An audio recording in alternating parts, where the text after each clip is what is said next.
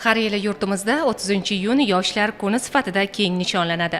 Ushbu sana munosabati bilan esa iyun oyi davomida respublikamizning ko'plab hududlarida ma'naviy ma'rifiy tadbirlar, turli uchrashuvlar, ko'ngilochar shou-konsertlar tashkil qilinadi. Bu yilgi forum doirasida o'tkazilgan festivallar esa har yilgidan o'zgacha tarzda o'tkazilmoqda. Ayniqsa chekka, olis hududlargacha ushbu festivalning yetib borgani quvonarli holatdir. Dehqonobod tuman markazidan olis, tog'li hududida joylashgan Boshchorbog' mahallasida o'tkazilgan Yangi O'zbekiston yoshlari birlashaylik shiori ostidagi yoshlar festivali ham ko'tarinki ruhda nishonlandi. Respublikamizning barcha hududlarida yoshlar oyligi doirasida yoshlar tadbirlari davom etmoqda. Shu jumladan bizni Dehqonobod tumanimizning olis hududi bo'lgan Boshchorbog' mahallasida bu yoqda istiqomat qiluvchi Sarchashma, Chilgaz, Boshchorbog' va Chashmamiron yoshlari uchun muhtaram prezidentimiz tashabbuslari bilan yoshlar forumi o'tkazilmoqda. Bu forumda harbiylarimiz chiqishi, turli mashhur san'atkorlarimiz ko'tarinki ruhda davom ettirmoqda. Bizning yoshlarimiz bu jarayonlar uchun avvalo shu o'rinda mana shu sharoitlar uchun muhtaram prezidentimiz boshchiligidagi rahbarlarga chuqur minnatdorchilikni yoshlar nomidan bildiramiz. Bugun muhtaram yurtboshimizning topshiriqlariga asosan Yangi O'zbekiston yoshlari birlashaylik festivali doirasida yoshlar forumi bo'lib o'tmoqda. Bugun bir narsaga lirik chekinish qildik. Har doim tadbirlarimiz tuman markazlarida, shahar markazlarida bo'lib o'tardi. Biz bugun Dehqonobod tumanidan 65 km uzoqlikda joylashgan Boshchorbog' mahalla fuqarolar yig'inida yoshlar forumini o'tkazishda davom etmoqdamiz. Mazkur forumga Janubiy-g'arbiy maxsus harbiy okrug qo'shinlarining harbiy orkestr chiqishlari, respublikadan san'atkorlarimiz, tuman darajasidagi, viloyat darajasidagi san'atkorlarimiz tashrif buyurgan. Aholining kayfiyati, yoshlarning kayfiyatlari juda ham ko'tarinki. Olis mahallalarda bu forumlarimiz yana davom etadi. Festival dasturidan o'rin olgan Janubi-g'arbiy maxsus harbiy okrugi orkestrining jo'shqin kuy-qo'shiqlari ishtirokchilarga bayramona kayfiyat ulashgan bo'lsa, harbiy qorovulning jangovar va ko'rgazmali chiqishlari yig'ilganlarda katta taassurot qoldirdi.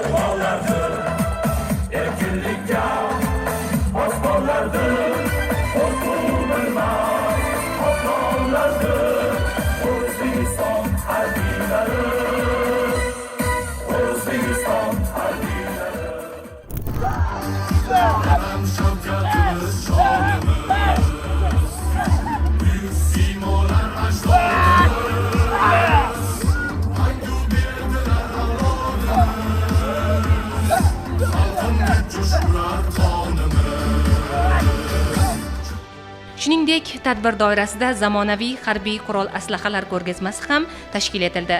Ko'rgazmada namoyish etilgan harbiy texnika va qurol aslahalar Chashmamiron, Boshchorbog', Chilgaz hamda Sarchashma mahallalaridan tashrif buyurgan yoshlarning harbiy kasbga bo'lgan qiziqishini oshirish, ularda vatanga sadoqat va harbiy vatanparvarlik tuyg'ularini mustahkamlashga xizmat qildi.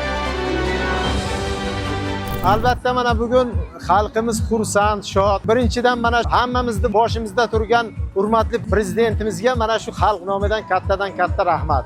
Albatta oldingi vaqtlarda bunday forumlar tuman markazlarida bo'lardi. Mana shu chekka qishloqlarga bunday katta tadbirlarni o'tkazish albatta bu bizlarning xayolimizga kelmagan edi. Mana bugun mana shunday harbiylarning chiqishlari, qolaversa shu harbiy orkestrning qo'shiqlari, mana mashhur san'atkorlarning qo'shiqlari bizlarga kuch bag'ishladi.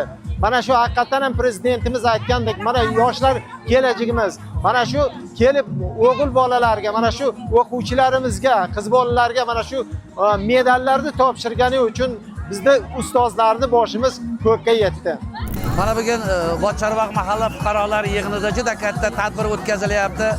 Bu tadbirda bizlarda mana shu hududda joylashgan 8 ta umumiy o'rta ta'lim maktabi o'quvchilarimiz, bitiruvchi sinflarimiz tashrif buyurdi. 2025-26 o'quv yilida bugun Dehqonobod tuman maktabgacha va maktab ta'lim bo'limidan 2240 nafar bitiruvchilarimiz mana maktabni chiroyli bitirib keldi. Bugun xalqi kayfiyati juda ham zo'r, a'lo darajada bo'lib turibdi. O'tayotgan mana shu yoshlar forumida Bochorboqdagi 5 ta umumiy o'rta ta'lim maktablarimizda 15 ta oltin medal oldi. Uning orasidan bittasi kumush medal. Avvalambor mana shu maktablarga berilayotgan e'tiborlardan bizlar juda ham xursandmiz. Sababiki o'quvchilarimizga yaratilgan shart-sharoitlar tufayli bugun o'quvchilarimiz mana shunday natijalarni qo'lga kiritib turibdi. Avvalambor xalqimizning kayfiyatlari a'lo darajada. Men bitiruvchi o'quvchilarimizni barchasiga kelgusi o'qishlariga omad tilab qolaman. Estradamizning yorqin yulduzlari hamda Dehqonobod tumani madaniyat bo'limining iste'dodli san'atkorlari tomonidan ijro etilgan kuy-qo'shiqlar festivalga yanada fayz kiritib, barcha ishtirokchilarga yuqori kayfiyat ulashdi.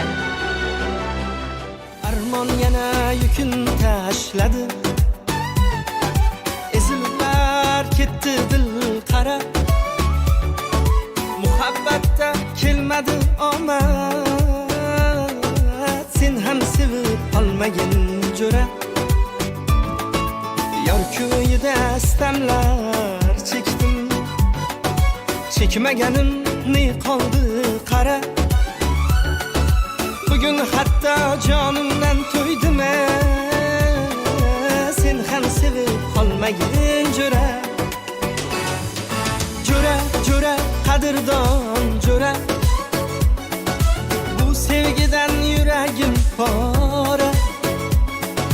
Men ham sevgi bor deb bilib mana.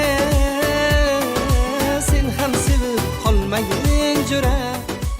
Mana hozir hammamizning kayfiyatimiz juda a'lo. Bochorboqning 4 ta mahallasiga yoshlar festivali bo'lib, yoshlarga nisbatan davlatimiz rahbari tomonidan har tomonlama g'amxo'rlik qilyaptilar. O'tgan yil o'quv yilida 15 nafar shogirdlar bitirib, 8 nafari O'zbekiston oliy ta'limga o'qishga kirdi. Bu yil ham 15 nafar bitiruvchimiz bor. 85-90% o'qishga kiradi deb umid qilyapmiz.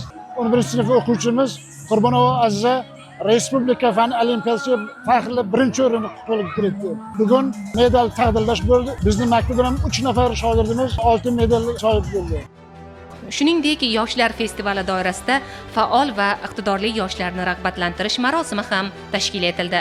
Unda Chashmamiron, Boshcharbog', Chilgas va Sarchashma mahallalaridagi 5 ta umumta'lim maktabi bitiruvchilari orasidan 14 nafar oltin medal hamda 1 nafar kumush medal bilan maktabni tamomlagan o'quvchilar tantanali ravishda taqdirlanishdi.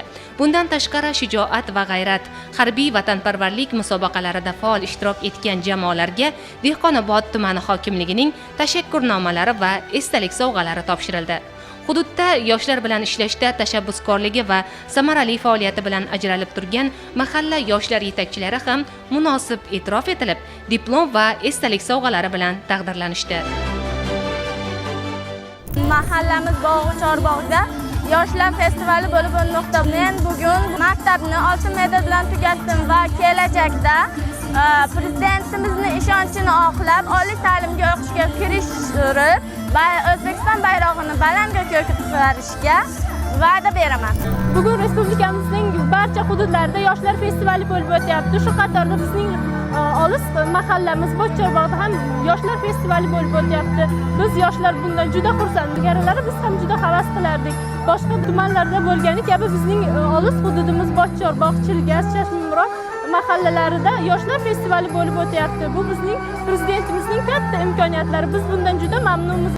Umuman olganda, mazkur festival yoshlarning bo'sh vaqtini mazmunli tashkil etish, ularning iste'dod va salohiyatini qo'llab-quvvatlash, harbiy vatanparvarlik ruhini mustahkamlash hamda olis hududlarda istiqomat qiluvchi yoshlar uchun chinakam bayram kayfiyatini yaratishga xizmat qilgan yirik ma'naviy-ma'rifiy tadbir bo'ldi.